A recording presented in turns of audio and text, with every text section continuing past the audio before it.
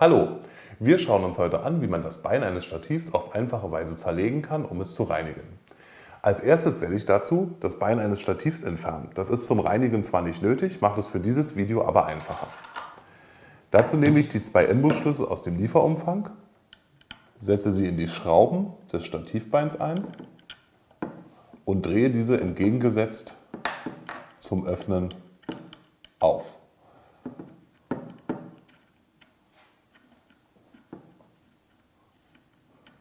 So, nehme ich die Schraube aus dem Stativbein, dann drücke ich mit dem Imbusschlüssel die Hülse auf der anderen Seite raus und entferne auf der Seite der Schraube noch die kleine Messingplatte.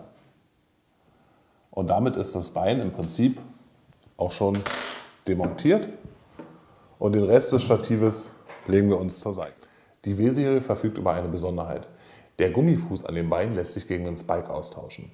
Ich nehme den Gummifuß als erstes ab, indem ich einen Imbus durch das Loch durchführe, den etwas lose drehe und dann einfach mit der Hand komplett herunterdrehe.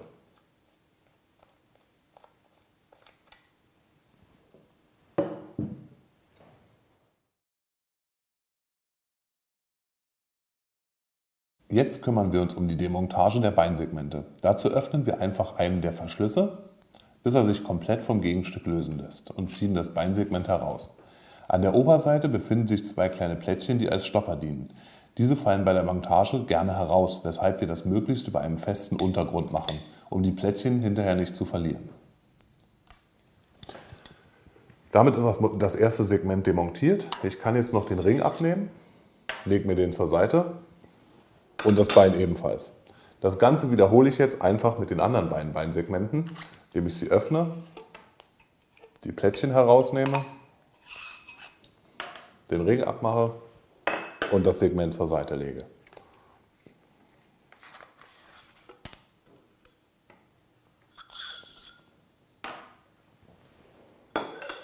So, das war's auch schon. Im Prinzip ist das komplette Bein jetzt demontiert. Ich habe hier noch die einzelnen Plättchen, die ich mir jetzt zur Seite sortiere, da sie unterschiedlich groß sind und ich sie hinterher natürlich auch wieder in der entsprechenden Größe einsetzen muss.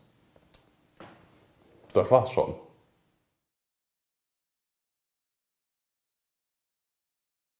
So, nachdem wir das Stativ komplett zerlegt haben, können wir mit der Reinigung beginnen. Dazu habe ich mir einige Hilfsmittel bereitgelegt, wie zum Beispiel eine Schüssel mit lauwarmem Wasser und ein Trockentuch. Die Schüssel mit lauwarmem Wasser stelle ich mir für die kleine Kamera, damit Sie die gut sehen können, und beginne damit, die kleinen Stopperplättchen zu reinigen, die am Ende des Stativbeins angebracht waren vorhin. Im Prinzip brauchen wir die nur ins Wasser eintauchen, etwas abreiben und hinterher mit dem Tuch einfach abtrocknen. So. Da die Plättchen üblicherweise nicht mit Dreck in Berührung kommen am Ende der Stativbeine, sollte es eigentlich nicht nötig sein, die weitergehend zu reinigen. Wie gesagt, etwas Wasser, abtrocknen, zur Seite legen. Das genügt schon.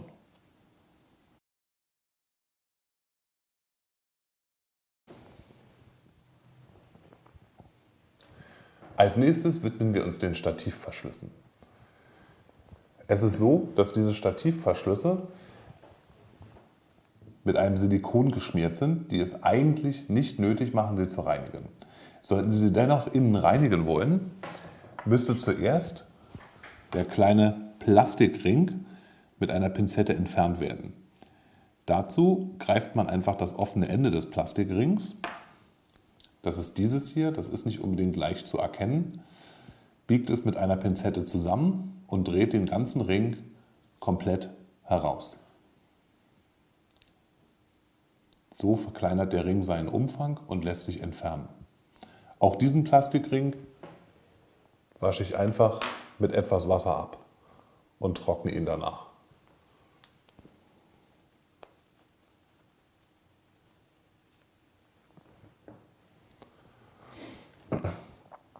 Jetzt ist es möglich, den restlichen Ringverschluss zu reinigen. Dazu nehme ich mir ein Tuch, einfach mit dem Tuch durch den Gewindegang wischen, da sich Staub und Schmutz in dem Silikon fängt und Sie so das Silikon komplett herauswischen können. Prima. Der Gewindegang ist trocken und damit ist auch das erledigt. Nachdem wir den Gewindegang des Drehverschlusses gereinigt haben, schmieren wir den einfach wieder neu. Dazu nehmen wir uns hier Silikonfett, die Tube habe ich jetzt im Baumarkt besorgt. Nehmen wir etwas von dem Silikonfett, nicht zu viel, das ist ganz wichtig. Das wird sonst an der Seite herausgedrückt und klebt etwas, sondern ja, so eine kleine Fingerkuppe voll und verteile die einfach in dem Gewindegang. Das muss nicht allzu präzise sein, da beim ersten Zuschrauben sich das Silikonfett von alleine im Gewinde verteilt. Danach trockne ich kurz meinen Finger ab, denn das Silikon klebt etwas. Und setze den kleinen Kunststoffring, den wir vorher entnommen haben, direkt wieder ein. Dazu wird der Kunststoffring an seiner Öffnung einfach ineinander gedreht. Ich hoffe, man kann das gut sehen. Einfach ineinander gedreht, damit er seinen Umfang verkleinert. Dann halten wir ihn mit einer Pinzette fest. Achten darauf, dass die Nut außen liegt und setzen den einfach zurück in das entsprechende Gegenstück im Drehverschluss. Richten den noch etwas und fertig ist die Montage des Drehverschlusses.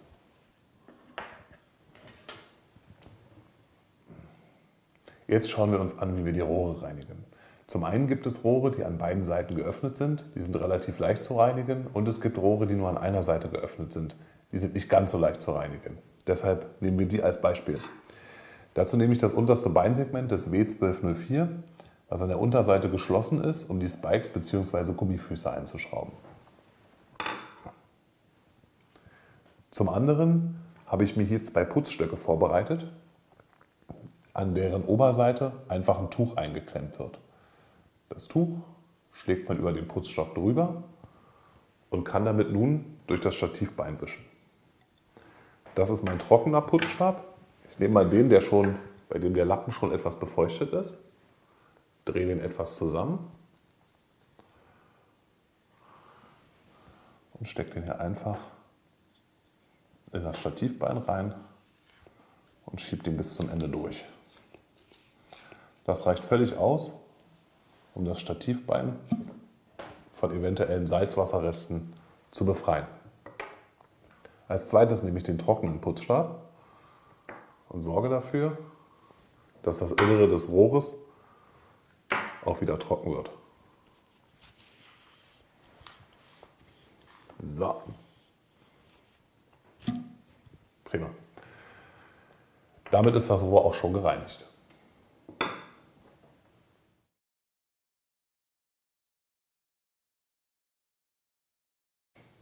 Um die Teile bestmöglich zu schützen, empfiehlt es sich, sie im Inneren mit etwas Silikonspray einzusprühen. Dazu habe ich mir aus dem Baumarkt eine Flasche Silikonspray besorgt. Sprühe einfach etwas davon in das Stativbein hinein. Habe das nasse Tuch an meinem Putzstock gegen ein trockenes ersetzt und verteile das einfach gleichmäßig innerhalb des Stativbeins. Mit dem Lappen werden wir später auch noch die Außenseiten polieren. Das machen wir aber erst, nachdem alles wieder zusammengebaut ist.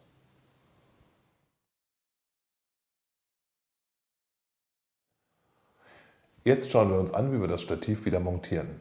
Als erstes werde ich die Drehverschlüsse an den Beinen wieder mit Silikon fetten. Dazu habe ich eine Tube Silikonfett, nehme etwa eine erbsengroße Menge auf den Finger und verteile das im Gewindegang des Statives. Wichtig ist, möglichst nicht zu viel Silikonfett zu verwenden, um zu verhindern, dass es an den Seiten beim Zudrehen herausquillt. Und das Ganze wiederhole ich jetzt mit den anderen Beinsegmenten. Nachdem alle Beinsegmente neu gefettet sind, beginne ich jetzt mit der Montage. Dazu nehme ich mir das kleinste Beinsegment, stecke den kleinsten Drehverschluss drauf und montiere dann die Stopperplättchen. Das Stativbein verfügt über eine Bohrung und die Plättchen über eine entsprechende Nut. Ich setze die einfach so ein, dass sie direkt an der Kante oben mit dem Stativbein abschließen. Das mache ich mit beiden Plättchen, halte sie fest, nehme das nächstgrößere Segment und suche die entsprechende Position, wo es sich ineinander schieben lässt.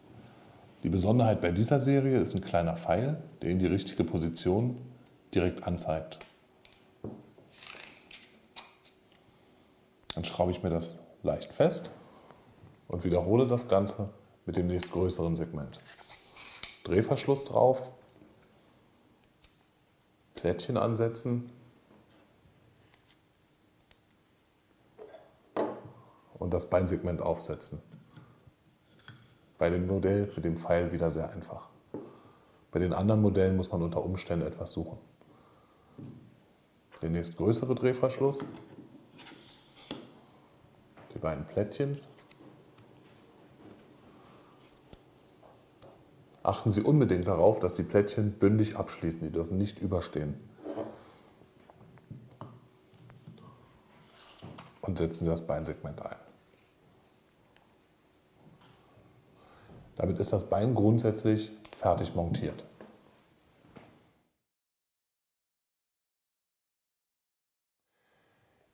Jetzt müssen wir das Bein natürlich noch an das Stativ ansetzen. Dazu hole ich mir mein restliches Stativ in dem Fall, setze vorher noch den Gummifuß wieder an, öffne bei diesem Modell den Verschluss, weil es sich leichter ansetzen lässt.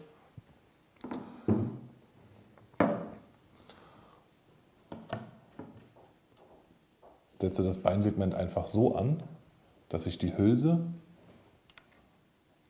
wieder locker durch die entsprechende Bohrung schieben kann.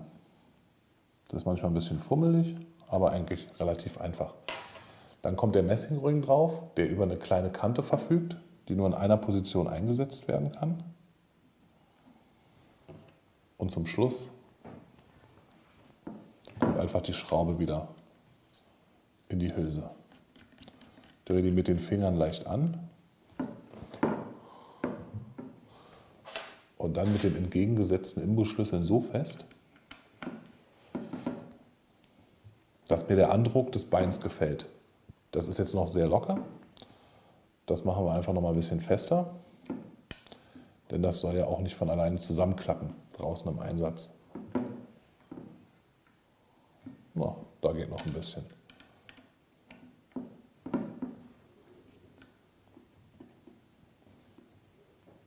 So, das ist hervorragend.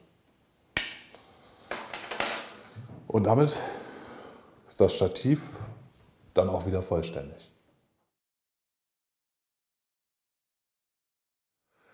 Beim Zusammensetzen des Stativs fiel mir auf, dass ich etwas zu viel Silikon verwendet hatte vorhin, um die Drehverschlüsse zu schmieren. Ich öffne deshalb die Drehverschlüsse etwas und wische mit einem trockenen Tuch das überschüssige Silikon einfach ab. Damit das ganze Stativ frisch und glänzend aussieht, nehme ich etwas Silikonspray, einen sauberen Lappen, sprühe etwas von dem Silikon in den Lappen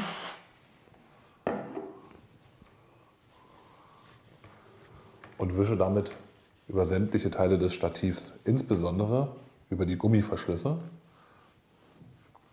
damit diese schön frisch und glänzend aussehen. Das Ganze einfach mit allen Beinsegmenten, allen Gummiteilen und allen sonstigen Metallteilen. Und schon sieht das Stativ aus wie neu.